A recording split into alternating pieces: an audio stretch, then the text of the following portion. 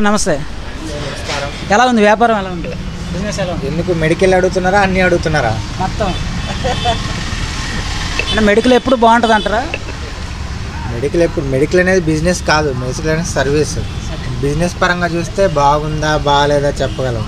Only service oriented చూసామనుకో అది బాగుందా బాగాలని చెప్పడానికి కుదరదు. నేను వచ్చి 11 years అవుతుంది. నేను ఎప్పుడు మెడికల్ని బిజినెస్ కింద కేటగిరీ చేయలే.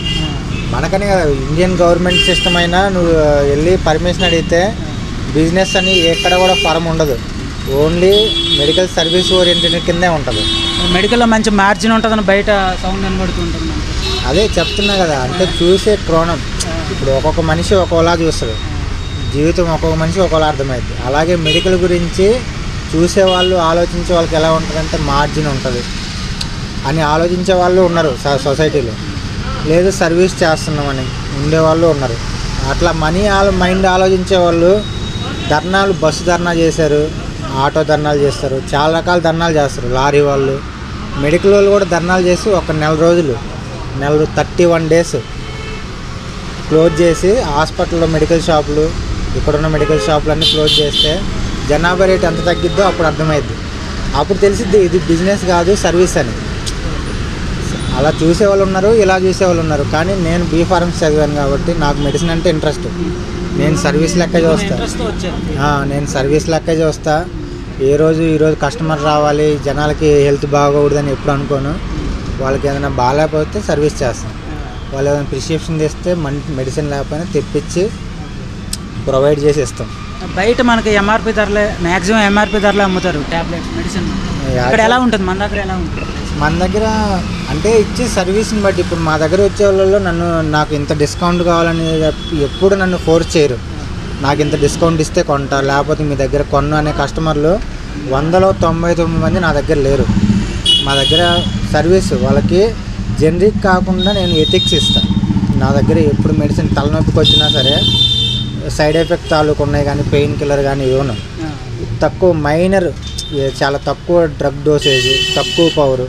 ఇప్పుడు తలనొప్పి తగ్గడానికి 500 mg ఉంది, 100 mg ఉంది, 50 mg ఉంది. 500 mg ఇస్తే ఎమ్మడే తగ్గిపోయింది. కానీ నేను ఎప్పుడు 500 mg ప్రిఫర్ చేయను, హార్మ్ఫుల్. ఎప్పుడైనా తక్కువ డోస్ నుంచి ఎక్కువ డోస్కి వెళ్ళాలి. నేను ఎప్పుడు 50 mg 100 mg ప్రిఫర్ చేస్తాను. యాంటీబయాటిక్స్ కూడా చాలా వరకు ఇస్తూ ఉంటారు కదా, అది ఇంకా డేంజర్, భయంకరమైన డేంజర్. యాంటీబయాటిక్ అనేది డాక్టర్ రాసి వాళ్ళ పర్యవేక్షణలో వాడాలి తప్ప డైరెక్ట్గా నేనైతే యాంటీబయాటిక్స్ అమ్మను. విషయం మా పైన డెంటల్ హాస్పిటల్ ఉంది, ఆ మేడం యాంటీబయాటిక్ అమాక్సిలిన్ రాస్తారు. మేడం రాస్తే అమాక్సిలిన్ ఇస్తాను, లేకపోతే అసలు యాంటీబయాటిక్ సేల్ అనేది 0.01 నా షాప్లో. ఓన్లీ డాక్టర్ ప్రిస్క్రిప్షన్ మేరకు రాస్తారు మీరు? నేను డాక్టర్ ప్రిస్క్రిప్షన్ రాస్తేనే యాంటీబయాటిక్ ఇస్తాను. కానీ నా ఓన్గా యాంటీబయాటిక్ అంటే ఇంకా అసలు అంతే సాధ్యం. యాంటీబయాటిక్ లేకుండానే వచ్చిన ప్రాబ్లంకి, ఇప్పుడు ఏమైనా పంటి నొప్పికి వచ్చారు, వాళ్ళకి యాంటీబయాటిక్ అక్కర్లా, డాక్టర్ దగ్గరికి వెళ్ళి వస్తే వాళ్ళు యాంటీబయాటిక్ రాస్తే ఇస్తాము. నా దగ్గరికి ఓన్గా పంటి నొప్పి అని వచ్చాను అనుకో, నేను అమాక్సిలిన్ కానీ లేకపోతే 625 కానీ యాంటీబయాటిక్ ఇవ్వను. ఎసిక్లోపారా ఒక టాబ్లెట్ ఇస్తే పంటి నొప్పి తగ్గిద్ది. దానికి మనం డబ్బుల కోసం యాంటీబయాటిక్ యాడ్ చేయాల్సిన అవసరం లేదు. సో అట్లా నేను ప్రతిదీ యాంటీబయాటిక్ అవసరం లేకుండానే 100కి 99 జబ్బులు తగ్గిస్తాను. ఇంకా బాగా సీరియస్ వూండ్ ఎక్కువైపోయి ఎన్ని వాడినా తగ్గట్లేదు, ఇంకా అట్లాంటప్పుడు హాస్పిటల్కి వెళ్ళమని ప్రిఫర్ చేస్తా. అన్ని డబ్బులు స్తోమత లేదంటే వాళ్ళకి ఖచ్చితంగా 3 days కానీ 5 days కానీ యాంటీబయాటిక్ ఇస్తాను. 1 రోజు 2 రోజులకి అయితే తీసుకున్న వాళ్ళు, లేదు బాబు నాకు 1 రోజు కావాలన్నా ఇయ్యను, వాడితే 3 days కోర్సు లేదా 5 days అట్లా వాడితే ఆ యాంటీబయాటిక్ అనేది సైడ్ ఎఫెక్ట్ ఉండదు. 3 days వాడకుండా యాంటీబయాటిక్ 2 days వాడారు, మళ్ళీ 1 సంవత్సరం తర్వాత అదే యాంటీబయాటిక్ వేస్తే పనిచేయదు, చైన్ రియాక్షన్ అనేది బ్రేక్ అయింది. 3 days కంటిన్యూగా వాడారు, అదే యాంటీబయాటిక్ మళ్ళీ 1 year తర్వాత ఇచ్చారంటే పనిచేస్తుంది. అలా కొంచెం దానికి ప్రిన్సిపల్స్ ఉంటాయి. ఆ ప్రిన్సిపల్ ప్రకారంగా వాడుకుంటే పర్లేదు. యాంటీబయాటిక్ కూడా హార్మ్ఫుల్ కాదు. మనం రైస్ని డైరెక్ట్గా తినడం వేరు, ఉడకబెట్టి తినడం వేరు. డైరెక్ట్గా తింటే కడుపు నొప్పి వస్తుంది, బాయిల్ చేసుకొని రైస్ చేసుకుని తింటే రాదు. యాంటీబయాటిక్ కూడా సేమ్, దాన్ని 1 day వాడితే ఒట్టి బియ్యం తిన్నట్టు, దాంట్లో నులిపురుగులు వస్తాయి, కడుపు నొప్పి వస్తుంది, డేంజర్. కానీ దాన్ని ప్రాపర్ డిగ్రీస్ దగ్గర ఉడకబెట్టి మెత్తగా ఉడకబెట్టి అన్నం చేసుకొని తింటే సైడ్ ఎఫెక్ట్ ఉండదు. యాంటీబయాటిక్ సేమ్ ఎగ్జాక్ట్ 5 days వాడితే నో సైడ్ ఎఫెక్ట్. దాని తాలూకా డ్రగ్ మొత్తం బాడీ బయటికి కొట్టేస్తుంది మోషన్ ద్వారా. 5 days వాడకుండా 3 days వాడితే అది డిస్టర్బెన్స్ అవుతుంది. దాని కోర్స్ పని దాని చేయనీయదు. అది ఎప్పుడైతే మధ్యలో బ్రేక్ అయిద్దో బయటికి వెళ్ళదు, లోపల ఉండిపోయింది. నెక్స్ట్ టైం యాంటీబయాటిక్ వేసినా పని చేయదు. అందుకే హాస్పిటల్ వెళ్ళినా కొందరు రియాక్ట్ అవ్వరు డ్రగ్స్కి. ఆ యాంటీబయాటిక్ బ్రేక్ వాడడం వల్ల రియాక్ట్ అవ్వరు.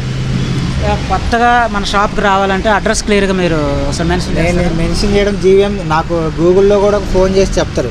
ఇప్పుడు నా గూగుల్లో చూసిన అడ్రస్ ఉంది 4.8% రేటింగ్. నేను నా ఓన్గా ఒక్కరు కూడా అడగలేదు. చెప్పండి, మీ మాటలో చెప్పండి అడ్రస్. మా మాటలు అంటే జీవీఎంసీ ఆఫీసు, శివాలయం టెంపుల్, ఈ రెండు చెప్తా. మధురవాడ జీవీఎంసీ ఆపోజిట్ అంట, లేదంటే శివాలయం టెంపుల్, ఈ రెండు చెప్పేస్తాం. ల్యాండ్ మార్క్స్ బాగా ఎక్కువ జీవీఎంసీ ఆఫీసు అందరికి నోటెడ్ కాబట్టి చక్కగా వచ్చేస్తారు.